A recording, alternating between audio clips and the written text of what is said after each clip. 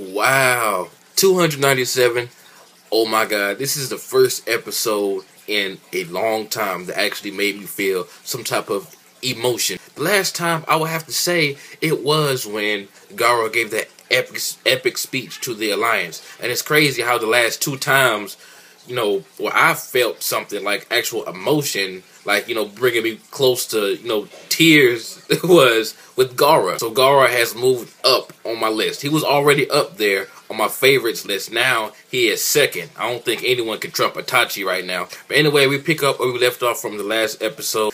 Gaara confronts his dad, and his dad is like, "What? You're the Kazekage now?" And he's just so surprised about, how far he came, that he's the Kazekage, and that he actually has friends. And I wish the fight would have lasted just a tad bit longer, because they didn't really do many, different jutsus. Gaara pretty much, wrapped his father up like that once it actually started. But the flashbacks were well done. It definitely had a bigger impact on me than the manga did, because I remember reading this in the manga, and I didn't really care for it.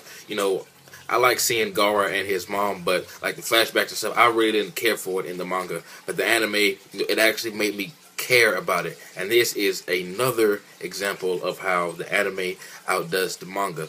But it's real sad to see how Gaara lived. Like, his whole life, he's lived with a lie, thinking that his parents didn't love him, and that his dad his dad actually did try to kill him, but his uncle lied to him and said that his mother didn't love him.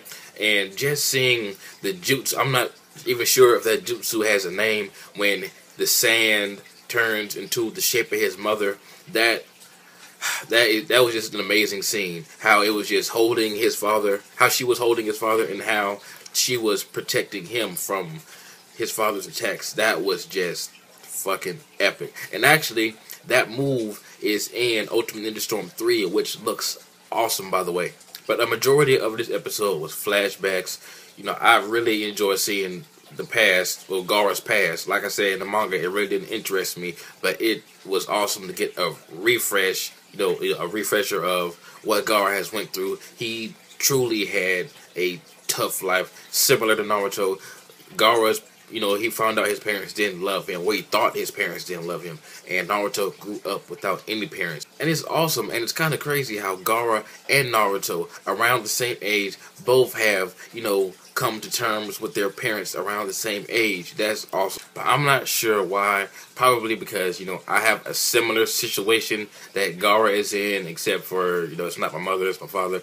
But this episode kind of, touched me, and it's just awesome to see Gaara get some closure with his parents after such a long time of living this life, and seeing him come from what he did back then. Because when he was a child, he was miserable. I mean, come on, he said himself that his father tried to kill him 6 times, and for you to recover from that and become a leader, and to forgive and forget, and have millions of people, acknowledge you as a leader, and have hundreds of friends. That's just, Gaara gets 2 thumbs up. And this is just me, or did Gaara's uncle look like a female? I thought, I knew they were, related. Him and Gaara's mom were related. I thought they were like twin sisters, because he looks just like her, but with lighter hair.